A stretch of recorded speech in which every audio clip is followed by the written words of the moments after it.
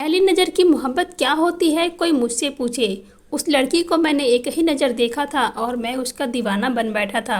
मैंने उसे देखा ही नहीं था, बस उसकी एक झलक देखी थी और वह मेरे दिल पर अपनी मोहब्बत की छाप छोड़ गई थी। ऐसी मोहब्बत जो अब तक मेरे दिल पर छपी हुई है, लेकिन शायद उसका साथ मेरी किस्मत में नहीं लिखा था।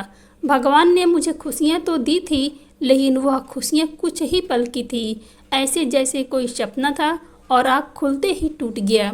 कभी कभी इंसान ऐसी गलतियाँ कर देता है कि उसकी कोई भरपाई नहीं होती। काश मैं वह गलती ना करता तो मेरा घर भी खुशियों से भरा होता। मंजू मेरे साथ होती। मैं मंजू का कातिल हूँ और मैं खुद को कभी भी माफ़ नहीं कर सकता। काश कि मुझे भी मौत आ जाए और वहाँ जाकर मंजू के पास मैं उससे माफ़ी मांग सकूँ। उस दिन मैं अपनी छत पर चहलकदमी कर रहा था जब मुझे एक लड़की की आवाज़ आई थी। मैंने हैरत से दूसरी छत की तरफ देखा था। मैं वहाँ पर किसी की हंसी की आवाज़ का आना मैंने पहली बार सुना था और इसीलिए मुझे कुछ महसूस हुआ था। लेकिन फिर एक गोरी सी कलाई मेरी छत की तरफ देखी थी, जिस पर लाल रंग की कांच की चूड़ियाँ पहनी हुई थी। जहाँ पर मैं खड़ा था शायद वह लड़की मुझे देख नहीं सकती थी, हालांकि मैं उसे देख चुका था। वह अपने मोबाइल से किसी से बात कर रही थी, शायद अपनी कजिन या सहेली से बात करती थी। हाँ, हम लोग कल ही यहाँ शिफ्ट हुए हैं। बहुत ही साफ सुथरा इलाका है, घर भी बहुत हवादार है और मेरी सबसे पसंदीदा जगह खिड़की घर में मौजूद है, वरना पहले फ्लैट में तो रहते थे मेरा दम घुट जाता था। बड़ी ही बातूनी टाइप की लड़की लग रही थी, लेकिन आवाज़ बड़ी ही प्यारी थी। जहाँ वह खड़ी थी उसका बस आधा ही चेहरा दिख पाया था, वह भी दाएं तरफ से। फिर वह बात करते करते नीचे चली गई थी। मेरी बहन भी काफ़ी मिलनसार टाइप की लड़की थी, मुझसे छोटी थी। बाकी की जानकारी मुझे अपनी बहन से ही उस लड़की के बारे में मालूम हुई थी। मेरी माँ भी उनके घर पर पड़ोसी होने का हक पूरा वसूल करने गई थी और जब से आई थी बस उसी लड़की का नाम, जिसका नाम मंजू था, तारीफ़ें किए जा रही थी। कहने लगी कि इतनी खूबसूरत लड़की है, लेकिन ज़रा भी घमंड नहीं और गुरूर नहीं, वरना आजकल की लड़कियां तो हर तरह के नखरे हैं। हमें तो लगा ही नहीं कि किसी घर में गए हैं। मेरी बहन कहने लगी कि मम्मी आपने देखी नहीं मंजू के हाथ में कितना स्वाद है, उसने चाय भी कितनी मज़ेदार बनाई थी, एकदम कड़क, पीते ही होश में आ गई थी। बस 1 महीना लगा था मेरी बहन को मंजू की पक्की सहेली बनते हुए। मैं बस एक ही झलक उसकी अच्छी सी देखी थी। दोबारा मैं कई बार छत पर गया, लेकिन वह मुझे नज़र नहीं आई थी। अक्सर मैं अपनी बहन से बहाने बहाने से मंजू के बारे में पूछने लगा था। एक बार उसी ने मुझे बताया था कि मंजू बहुत कम बाहर निकलती रहती है। मुझे बाहर निकलना पसंद नहीं है। बाहर उठने वाली गैर मर्दों की गलत नज़रें मुझे पसंद नहीं है। कभी कभी जाती भी तो खुद को भी अच्छे से ढक कर जाती। मैंने अपने दिल में सोचा, बाकी इतनी हसीन लड़की है कि उसे अपने आप को छुपा कर नहीं रखना चाहिए। दिल ही दिल में मैं उसे चाहने लगा था। मम्मी ने जब मेरे लिए रिश्ते देखने शुरू किया तो मैं अपनी बहन नीति से कह दिया कि यूँ तो तुम्हारी दोस्ती मंजू से बहुत ज़्यादा है, तुम नहीं चाहोगी कि तुम्हारी दोस्त ही तुम्हारी भाभी बन जाए। मेरा यह कहना था कि उसने मुझे चौंक कर देखा था, हैरत का भी इजहार किया था। कहने लगी कि भाई आपने पहले क्यों नहीं बताया, बाकी हमने तो मंजू के बारे में सोचा ही नहीं। मेरी माँ ने भी उसका रिश्ता मांगने में देर नहीं लगाई थी। फिर मैं भी अच्छी जगह जॉब करता था, मेरी तनख्वाह भी बहुत अच्छी थी। बड़े ही आराम से मेरा रिश्ता मंजू से तय हो गया था, लेकिन अभी तक मैंने उसका चेहरा नहीं देखा था। अपनी बहन से मैंने कहा था कि जब तुम मंगनी की बात करने जाओ तो मंजू की तस्वीर मांगकर लेकर आना। कहने लगी कि भाई जब मंगनी हो तो खुद ही देख लेना, इतनी जल्दबाजी अच्छी नहीं होती। अपनी जल्दबाजी पर मैं खुद ही जीत गया था। पर मम्मी जब नीति से मंगनी की तारीख लेने गए तो लोगों के घर गए तो मैं बेचैन से उसका इंतज़ार कर रहा था। जब वह लोग वापस आए तो उनके मुंह से लटके हुए थे। मेरा दिल तो धक से रह गया था। मैंने कहा कि क्या हुआ, बात नहीं बनी। नीति कहने लगी कि भाई बात तो बन गई, लेकिन उन लोगों का कहना है कि लड़का लड़की आमने सामने एक दूसरे को अंगूठी नहीं पहनाएंगे। बस उधर से मंजू की माँ आएंगी, मंगनी का शगुन का सामान लेकर आएंगे और इधर से हम लोग जाएंगे मंगनी का शगुन का सामान लेकर, और हो गई मंगनी। इस तरह की रस्म पर मुझे बहुत गुस्सा आया था। मेरे तो कितने सपने थे, कितने अरमान थे कि मैं अपने हाथों से मंजू की मंगनी की अंगूठी पहनाता था, लेकिन फिर मैं अपने दिल को समझा लिया था। मैंने नीति से कहा, ठीक है, जब तुम मंगनी की रस्म करने जाओ तो मंजू की खूब सारी तस्वीरें खींच कर लाना। जब वह वापस आए तो कहने लगी, भाई मंजू ने मना कर दिया। मैंने कहा कि क्यों मना कर दिया? वह कहती है कि मैं अब तक कभी किसी गैर मर्द के सामने नहीं गई हूँ, रिश्ता नहीं है। मंजू की ऐसी बातों से तो परेशानी में डाल दी थी। कुछ दिनों के बाद नीति से कहा कि मुझे मंजू का नंबर चाहिए। कहने लगी कि वह क्यों भाई? मैंने कहा कि वह मेरी मंगेतर है, मुझे उससे बात करनी है। मेरी बात सुनकर नीति मुस्कुराने लगी। कहने लगी कि मेरे पास मंजू का नंबर मौजूद है, उसने मुझे नंबर दिया। रात को 12 बजे मैंने उसे कॉल की थी, शायद उसे नींद में उठाया था क्योंकि उसकी आवाज़ में नींद का नशा भरा हुआ था। मैंने ठंडी आह भरी थी। कहने लगी कि कौन बोल रहा है? मैंने कहा, आपका बहुत अपना। मेरा ये कहना ही था कि आगे से एकदम से फ़ोन कट हो गया था। मैंने फिर से नंबर मिलाया तो इस बार फ़ोन स्विच ऑफ आ रहा था। शायद वह समझी थी कि कोई रॉन्ग नंबर है।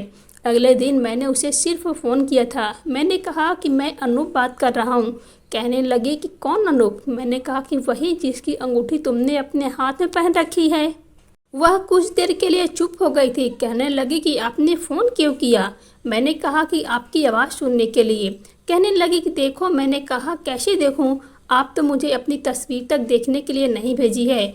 वह कहने लगी कि शादी से पहले मुझे यह सब कुछ पसंद नहीं है। शादी से पहले बातें करना, तस्वीर देखना मुझे बिल्कुल पसंद नहीं है। मुझे खुशी होगी अगर आप मेरी बात मान जाएं।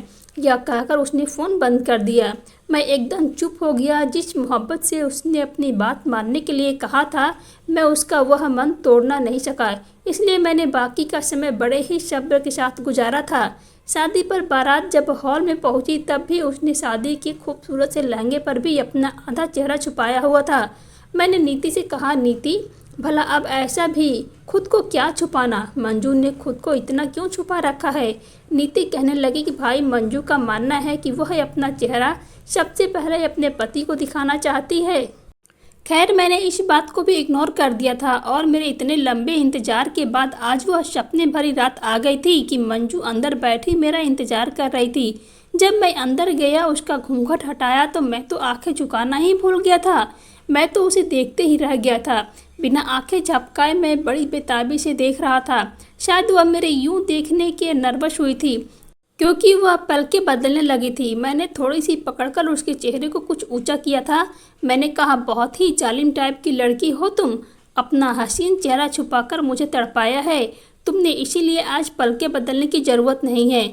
बस तुम मेरे सामने किसी गुड़िया की तरह बैठी रहो और मैं तुम्हें देखता रहूं। मेरी बात पर हाय और शर्म के रंग उसके चेहरे पर बिखर गए थे, जो उसके हसीन चेहरे पर चांद चांद लगा गए थे। सुबह बड़ी ही हसीन थी। जब मैं सबसे पहले उठते ही मंजू का चेहरा देखा था, मैंने उसके माथे पर प्यार किया था तो एकदम से उठ गई थी। मुझे देखकर फिर शर्म से रंग उसके चेहरे पर बिखर गए थे। शादी के 3 दिन बाद भी मुझे मेरे दोस्त का तोहफा दिया था और वह था हनीमून का हमारा टिकट।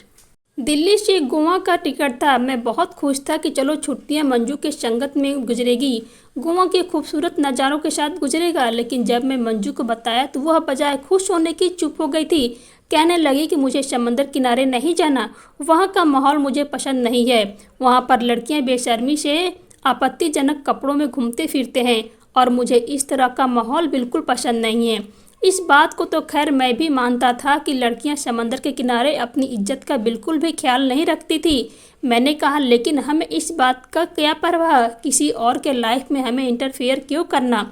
बस तुम अपना ख्याल रखना और यह मेरी भी ख्वाहिश है कि तुम मेरे साथ गोवा जाओ। मेरी बात सुनकर मंजू ने कुछ भी नहीं कहा था और चुपचाप अपनी पैकिंग करने लगी थी। हमारा 8 दिन का टूर था और 8 दिनों में खूब एंजॉय करना चाहता था। इन्हें अपनी ज़िंदगी का यादगार पल बनाना चाहता था। ज़िंदगी में जब कभी मंजू और साथ बैठे तो इन पलों को याद करके सर्दियों का मौसम था। जब हम दोनों गोवा के होटल पहुंचे तो रात के उस समय गहरी हो चुकी थी। लेकिन प्रॉब्लम ही हुई थी, जिस होटल में मुझे कमरा लेना था वह पूरा भर चुका था। मैंने बहुत चाहा कि मुझे कमरा मिल जाए लेकिन नहीं मिला। न जाने कितनी देर तक मैं मंजू को कई होटल पर लेकर गया था लेकिन मुझे कमरा नहीं मिला था। बस एक ही होटल में कमरा मिला था, वह भी डबल कीमत पर। रिसेप्शन पर बैठे हुए लड़के ने सर से पैर तक मंजू को देखा था। मंजू के हाथों में अभी मेहंदी का रंग था और उसके हाथों में चूड़ियां भी पहन रखी थी। दूर से ही कोई पहचान सकता था कि हम लोगों की नई नई शादी हुई है। वह लड़का कहने लगा कि आपकी नई शादी हुई है। मैंने कहा कि जी हाँ। फिर वह मुस्कुराने लगा। लड़का कहने लगा, यूँ तो हमारे होटल में खाली कमरा नहीं है लेकिन एक स्वीट रूम है जो कि खास न्यू मैरिड कपल के लिए होता है। इस वक्त मुझे कमरे की बहुत ज़रूरत थी। मैंने कहा कि वही दे दे। उसने मुझसे कहा कि थोड़ी देर में आप लॉबी में बैठकर इंतज़ार कर ले। मैंने कहा कि ठीक है। मैं मंजू को लेकर सामने सोफे पर बैठ गया।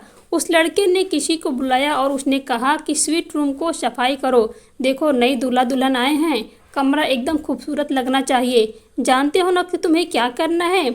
उसके बाद सुनकर वह वेटर मुस्कुराने लगा, कहने लगा कि जी हाँ, मैं सब जानता हूँ। 15 मिनट हम लोग बाहर बैठे बातें करते रहे। 15 मिनट के बाद ही वह वेटर जाकर कहने लगा कि आपका कमरा रेडी है और उस वेटर के साथ ही हम रूम के तक पहुँचे थे। वह हमें दरवाजे के बाहर छोड़कर चला गया था। चाबी मेरे हाथ में थी। जैसे ही मैं कमरे को खोलकर, काफ़ी बड़ा सा साफ सुथरा कमरा था, गुलाब के फूलों से सजाया गया था। कमरे को देखकर तो मैं अंदर तक तरोताज़ा हो गया। सारी थकान हवा हो गई थी। मंजू भी बहुत थक चुकी थी। आते ही बेड पर बैठ गई। कहने लगी कि बहुत लंबा सफ़र था। मैंने कहा कि हाँ, अभी तो सफ़र की शुरुआत है। यह कहकर मैं सामान एक तरफ रख दिया था और मंजू के पास आकर बैठ गया। मैंने कहा कि मेरा इरादा है कि हम आज की रात को बहुत ही यादगार बनाएंगे। अच्छा, ऐसा करो, इतनी हैवी कपड़े बदलकर कोई कंफर्टेबल कपड़े पहन लो।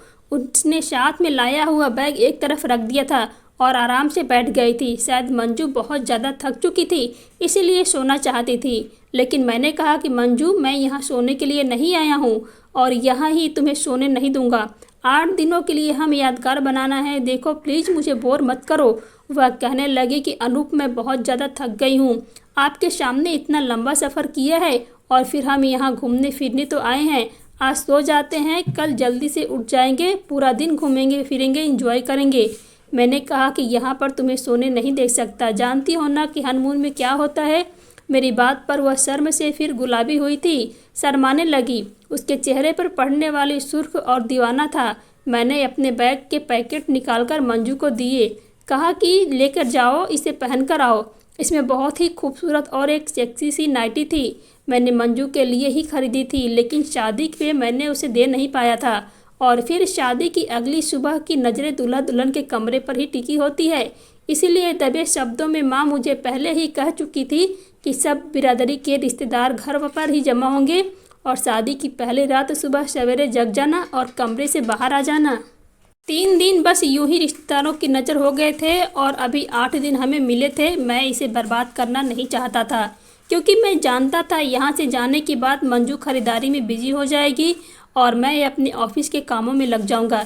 इसीलिए चाहता था कि यह दिन मैं उसकी संगत के साथ भरपूर इंजॉय करूँ, लेकिन मंजू के साथ अपने हर इच्छा पूरी करना चाहता था। शादी के नए नए जज्बात भी अपने चरम पर थे। मंजू ने जब कपड़े देखे तो शर्मा गई थी, लेकिन मेरी खुशी के लिए उसने वह पहन लिए थे।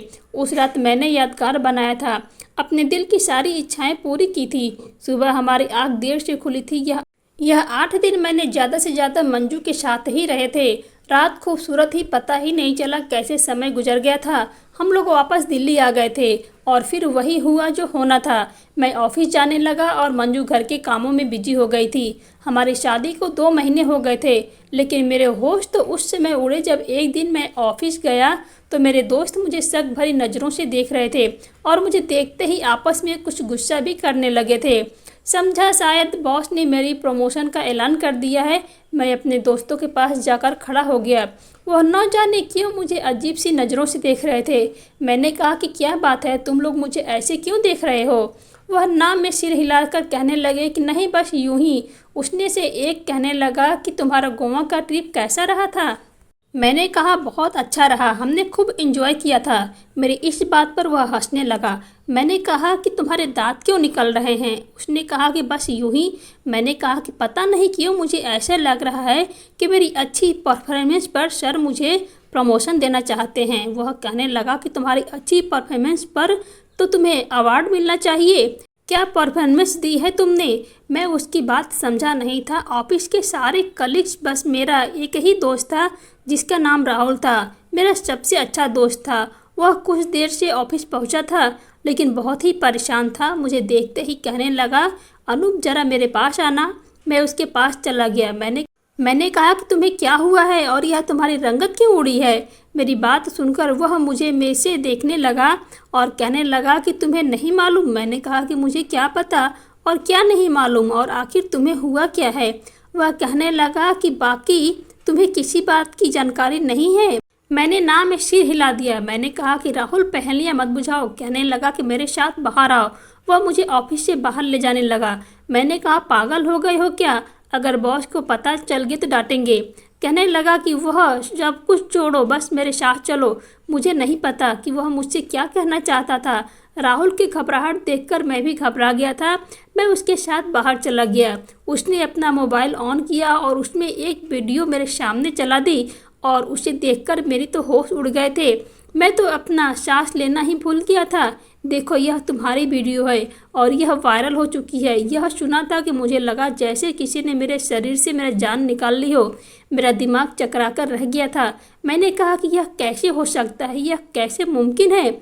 वह कहने लगा कि मुझे नहीं मालूम। वह मुझसे पूछने लगा, क्या तुमने अपने मोबाइल से अपनी और अपनी पत्नी की कोई वीडियो बनाई थी? तुम्हारा मोबाइल चोरी तो नहीं हुआ? मैंने कहा कि नहीं यार, ऐसा कुछ भी नहीं हुआ है। और मैं ऐसी क्यों वीडियो बनाने लगा? पति पत्नी अक्सर ऐसी हरकतें कर जाते हैं। हो सकता है कि तुमने यह वीडियो बनाई हो क्योंकि पति पत्नी ऐसी हरकतें कर देते हैं और तुम्हारा मोबाइल चोरी हो गया हो, और ना ही हुआ हो तो भी हो सकता है कि हैंग हो गया हो। आजकल के नौजवान मोबाइल हैंग करके सामने वाले का डाटा और उसकी पर्सनल डाटा को अपने पास हासिल कर लेते हैं और वह उनमें से कुछ तस्वीरें या वीडियो सोशल मीडिया पर वायरल कर देते हैं। मैंने कहा कि ऐसा कुछ भी नहीं हुआ है, मैंने कोई भी वीडियो नहीं बनाई है। राहुल वह वीडियो मुझे दिखाने लगा। वीडियो में तुम्हारा चेहरा इतना साफ नज़र नहीं आता जितनी तुम्हारी पत्नी का। हम तुम्हें जानते हैं इसीलिए तुम्हें पहचान लिया। वह इतनी शर्मनाक वीडियो थी कि जिस तरह से उसने इंट्रोडक्शन करवाया था, मेरा तो गुस्से के मारे बुरा हाल था। मैं समझ ही नहीं पा रहा था कि ऐसा हुआ तो कैसे हुआ। खैर जो भी था बहुत ही बुरा हुआ था। मैं अब समझा था कि मेरे ऑफिस के कलीग किस परफॉर्मेंस की बात कर रहे थे। मैं दोबारा ऑफिस जा ही नहीं सका, वापस घर आ गया। मुझे इतनी जल्दी ऑफिस वापस आकर देखकर मंजू कहने लगी कि क्या हुआ, आप इतनी जल्दी आ गए हैं? मैं उसे क्या जवाब देता। तेजी से वह वीडियो वायरल हो रही थी जो अब तक मेरे ऑफिस के गली तक पहुंच चुकी थी और वह मेरे रिश्तेदारों तक भी पहुंच गई होगी।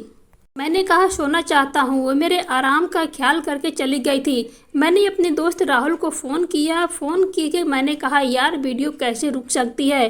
कुछ भी करो, उसे डिलीट करवाने के लिए मुझे बताओ क्या करना पड़ेगा। उसने कहा कि साइबर क्राइम पर जाकर रिपोर्ट करवानी पड़ेगी, वहाँ पर कंप्लेन दर्ज करवानी पड़ेगी। मैं चाहता था जल्द से जल्द यह वीडियो डिलीट हो जाए, लेकिन मैं नहीं जानता था कि इससे पहले ही कयामत मच जाएगी। अभी मैं राहुल से बात ही कर रहा था जब एक शोर मुझे बाहर सुनाई दिया। जब मैं कमरे से बाहर निकला तो बराबर वाले घर से मंजू के भाई मेरे सामने आए हुए थे। बहुत ही गुस्से में थे। मेरा गिरबान पकड़कर कहने लगे, कमीने इंसान, तुमने इसीलिए हमारी बहन से शादी की थी? कमीने, तुझे अब जिंदा मैं नहीं छोड़ूंगा। यह सुनकर तो मंजू भी हैरान थी। फौरन से हमारे पास आकर कहने लगी कि भाई आप यह क्या कर रहे हैं? छोड़ो अनूप को, क्या हो गया है आपको? वह कहने लगे कि मंजू तू इस घर में नहीं रहेगी, अभी के अभी हमारे घर वापस चलो, हम इसे जिंदा नहीं छोड़ेंगे। वह बहुत गुस्से में थे। मेरी माँ भी आ गई थी, मेरी छोटी बहन भी आ गई थी। सब लोग पूछने लगे आखिर हुआ क्या है। उसके भाई कहने लगे कि अपने घटिया बेटे से पूछो, इसने हमारी इज्जत पवित्र बहन और शर्म वाली बहन के साथ इतना बड़ा खिलवाड़ किया है। मैंने कहा कि मैंने कुछ नहीं किया है। वह कहने लगे कि बकवास बंद करो। मैंने कहा कि सच में कह रहा हूँ, मैं कुछ नहीं किया है। मैं खुद परेशान हूँ कि यह क्या हो गया है, लेकिन कोई भी मेरी बात पर यकीन नहीं कर रहा था। कहने लगे कि जो तुमने किया है ना, उसकी हमियाजा तुम्हें भुगतना पड़ेगा। यह कहकर मंजू का हाथ पकड़कर उसने अपने घर साथ ले गए। मेरी माँ कहने लगी कि आखिर क्या हुआ है, लेकिन मैं तो कुछ बात ही नहीं कर सकता था, कुछ कह ही नहीं पा रहा था, इसीलिए रोने लगा। मेरी माँ मुझे रोता देखकर परेशान थी। उन्हें कहा बताया कि मुझे कुछ समझ नहीं आ रहा था, मेरे साथ क्या हो रहा था। मेरी बहन भी परेशान खड़ी थी। मैंने अपनी माँ से कहा कि आप नीति को यहाँ से भेज दो तो मैं आपको सब कुछ बताता हूँ। मैं नीति को किचन में भेज दिया। मैंने धीरे धीरे सारी बात अपनी माँ को बता दी। मेरी बात सुनकर मेरी माँ भी मुझे हैरत से देखने लगी, कहने लगी कि अनूप ऐसा कैसे मुमकिन है। मैंने कहा यह सच है। मेरी माँ भी मुझ पर शक करने लगी थी। मैंने कहा कि लेकिन माँ आप मेरा विश्वास करें, इसमें मेरा कोई भी हाथ नहीं है, मैंने वीडियो नहीं बनाई, मैं ऐसा क्यों करूँगा। वह कहने लगे कि मुमकिन तो ही नहीं, तुमने यकीन कुछ न कुछ किया होगा, ऐसा कैसे मुमकिन है। और यह मुझे भी समझ नहीं आ रहा था कि यह कैसे मुमकिन था। मेरी माँ भी बहुत परेशान थी, कहने लगी कि जो हुआ बहुत बुरा हुआ है, पता नहीं अब उसके भाई तुम्हारे साथ क्या करेंगे। रात को मैंने मंजू को कॉल की थी, उसे बताना चाहता था कि उसके फ़ोन उठाया तो उसके आंसुओं से भरी आवाज़ मुझे सुनाई दी थी। मेरी तो जान ही निकल गई थी। मंजू कहने लगी कि अनूप आपने यह क्या कर दिया, मैं तो आपकी पत्नी हूँ, आपकी इज्जत हूँ, आपकी साथी हूँ, लेकिन आपने तो मुझे भरे बाजार में बदनाम करके रख दिया, बेपर्दा कर दिया सबकी नज़रों में। मैंने कहा कि मंजू तुम भी सबकी तरह मुझ पर ही कसूरवार समझती हो, भगवान के लिए मेरी बात पर भरोसा करो, मैंने ऐसा वैसा कुछ भी नहीं किया, कि तुम ही बताओ मैं तुम्हारे साथ कभी कोई ऐसी गलत वीडियो बनाई है। मंजू कहने लगी कि आपने मेरे साथ बहुत सारी हमारे रोमांटिक वालों की तस्वीर बनाई थी, मैंने आपको मना भी किया था, लेकिन आपने कहा था कि यह मेरा फ़ोन है, मोबाइल है, यह तस्वीर हमारे मोबाइल में सेफ रहेंगी। हो सकता है आपने छुप कर वीडियो भी बना ली हो। आप नहीं जानते कि मैं इस वक्त किस हालात से गुजर रही हूँ। मुझे लगता है कि जैसे भरे बाजार में बेपर्दा हो गई हूँ। आप सोच भी नहीं सकते कि किस तकलीफ़ से गुजर रही हूँ। मैंने कहा कि तुम भी मेरी हालत को समझ रही हो, मैं तुम्हें कैसे विश्वास दिलाना कि मैंने ऐसा कुछ भी नहीं किया है। वह कहने लगी कि फिर यह वीडियो वायरल कैसे हो गए। अनूप आपने अगर मजाक में भी ऐसा किया है तो बहुत बुरा किया है। मैं उसे यकीन दिला रहा था, लेकिन यकीन नहीं कर रही थी, क्योंकि मैंने पहले कई बार रोमांटिक पलों को तस्वीर बनाई हुई थी, लेकिन वीडियो कभी भी नहीं बनाई थी। सब मुझे ही मुजरिम समझ रहे थे। अब मैं मोहल्ले से निकलता तो लोग मुझे देखकर अजीब अजीब तरह की बातें करते थे। मंजू अब तक मेरे घर पर वापस नहीं आई थी। एक बार मैं बाहर आंगन में था कि मंजू के घर से शोर की आवाज़ आई थी। हम सब घर वाले परेशान हो गए। ऐसा लग रहा था कि जैसे कोई तेज आवाज़ में चीख रहा हो, रो रहा हो। मैं फौरन से दीवार की कोने में जाकर देखा तो मंजू की भाभी और माँ रो रही थी। उसके भाई भी परेशान खड़े थे, और जो खबर मुझे मिला मेरे पैरों के नीचे से ज़मीन निकल गई थी। मंजू की माँ रोते हुए बता रही थी कि मंजू ने खुदकुशी कर ली है। यह सुना था कि मुझ पर तो कयामत टूट गई थी। मैं फौरन से भागता हुआ उसके घर गया था। मेरे पीछे मेरी माँ और बहन भी गई थी, लेकिन मंजू के भाई मुझे मारने लगे, कहने लगे कि हमारी बहन के मौत का जिम्मेदार तुम हो। इस कदर शर्म वाली लड़की थी, आज तक उसने अपना चेहरा किसी गैर मर्द को नहीं दिखाया था। वह यह बदनामी सह न सकी। मैं मजबूर था, रो रहा था कि कुछ भी नहीं किया है, मैं निर्दोष हूँ, लेकिन कोई भी मेरा विश्वास नहीं कर रहा था। थोड़ी ही देर में पुलिस पहुँच गई। उसके भाइयों ने मेरे खिलाफ FIR दर्ज करवा दी थी। मेरी वजह से उसकी बहन ने खुदकुशी की थी। मेरी माँ उसके आगे हाथ जोड़ने लगी। मेरे बेटे को कोई दोष नहीं है। अगर किसी ने उसके मोबाइल को हैक करके वीडियो वायरल कर दी होगी तो उसे नहीं पता, लेकिन कोई भी मेरी बात पर, मेरी माँ की बात पर भरोसा नहीं कर रहा था। पुलिस मुझे पकड़ कर ले गई, जेल में बंद कर दिया। मुझे आखिर बार अपनी पत्नी का चेहरा तक देखने नहीं दिया था। मैं जेल में बैठा फूट फूट कर रो रहा था। मुझे मंजू का बेतहाशा याद आ रही थी। कुछ दिन साथ था मेरा मंजू का, और वह मुझे छोड़कर चली गई थी। मेरे साथ बैठे बाकी कैदी भी मुझे खामोशी से रोता हुआ देख रहे थे।